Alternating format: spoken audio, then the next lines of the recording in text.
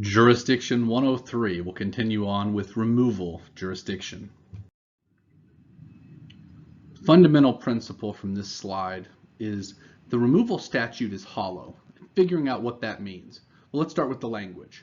Except as expressly authorized by another statute, any civil action brought in a state court of which the district courts of the United States have original jurisdiction may be removed by the defendant or the defendants.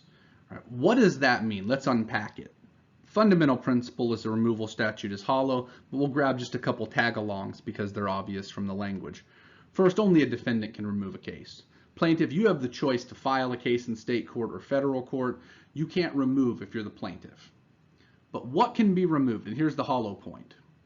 A civil action can be removed if the plaintiff could have filed it in federal court. Look at the language again. What can be removed? A civil action of which the district courts have original jurisdiction. What that means under judicial interpretations is that you look at the case as it sits in state court. Defendant, you can remove that case if the plaintiff could have originally filed it in federal court. So hollowness comes this way.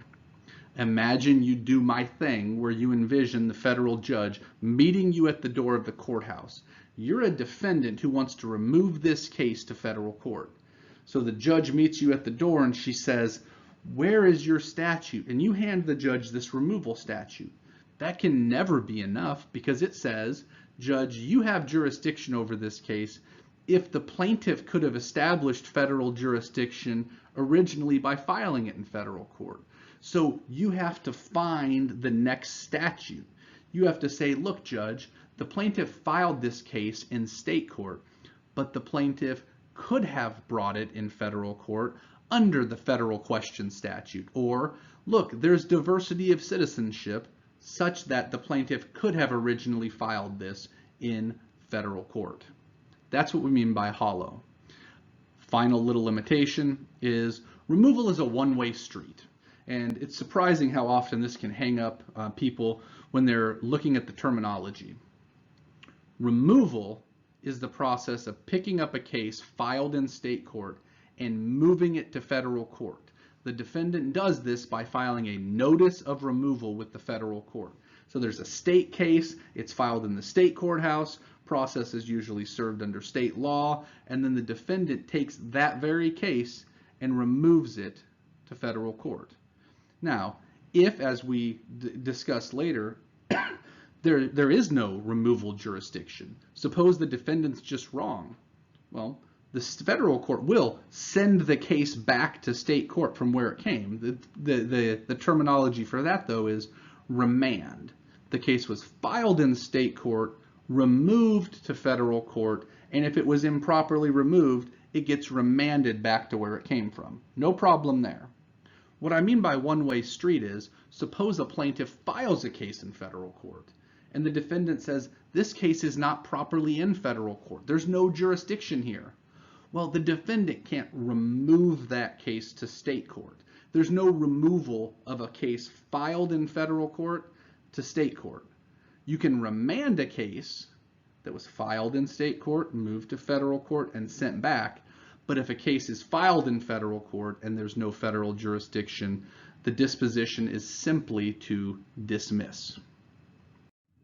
Okay, very importantly, the specifics aren't important on this slide. These are examples, but the principle is very important.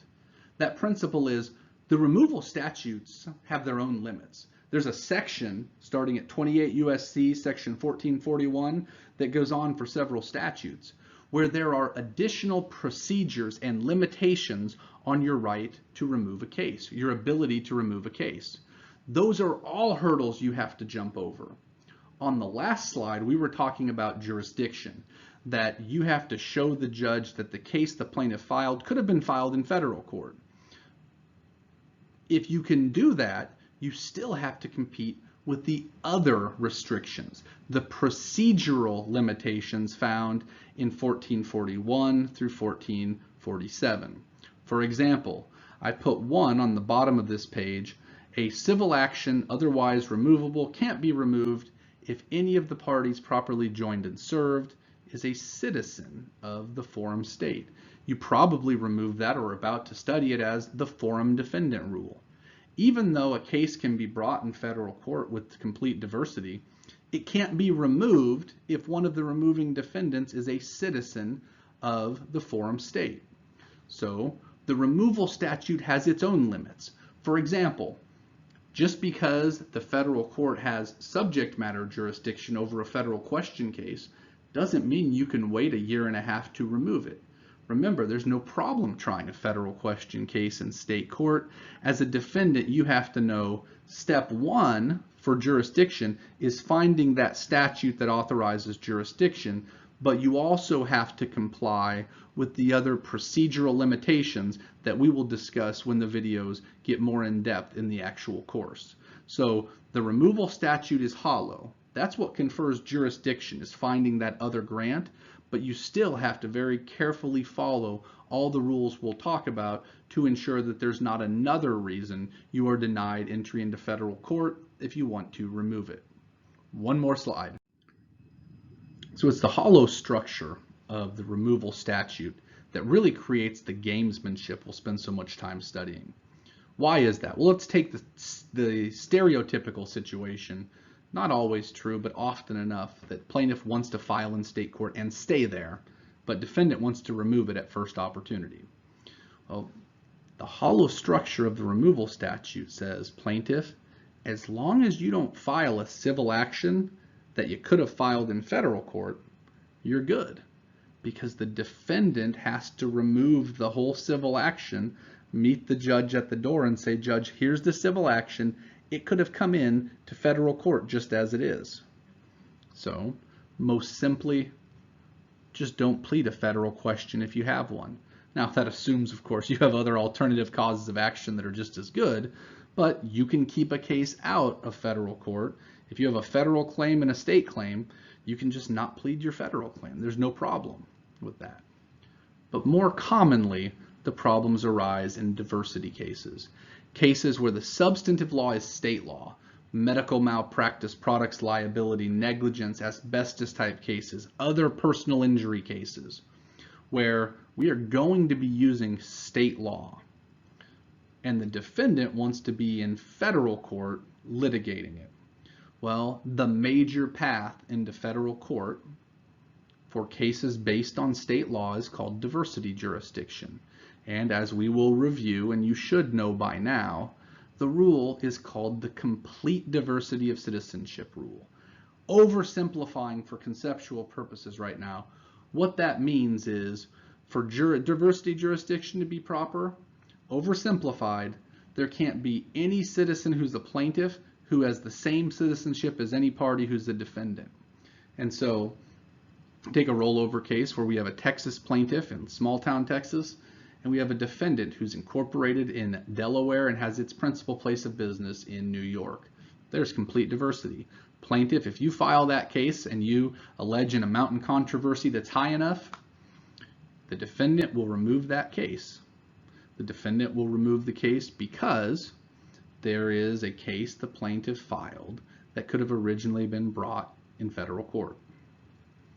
Now, if you're thinking as the plaintiff, well, how do I prevent that? The only person I really want to sue is that big defendant, but I need to find a spoiler. Here, I want to find a defendant who also has Texas citizenship. Because if I do that, if I find a defendant who has Texas citizenship, I'm going to cut off the defendant's ability to remove. Because now there's a Texas plaintiff and a Texas defendant. So when the defendant tries to remove the case, what does the defendant run into? Well, the judge meets the defendant at the door and says, why are you here? And defendant says, I'm removing. And they go back to that statute and says, okay, could the civil action the plaintiff brought have originally been brought in federal court? Defendant says, well, yes, under diversity jurisdiction. And the judge says, no, of course it couldn't, because there are Texas plaintiffs and Texas defendants, therefore finding a spoiler. Now, if you think that might create a perverse incentive for gamesmanship, you are, of course, absolutely right. There is a huge scramble. Even though there's nobody local we want to sue, we need to find somebody we can add as a spoiler. The whole topic of fraudulent joinder, we'll spend a whole module on. Fraudulent joinder means adding somebody simply to spoil jurisdiction when that party is a bogus defendant. It's created by the hollow structure of removal.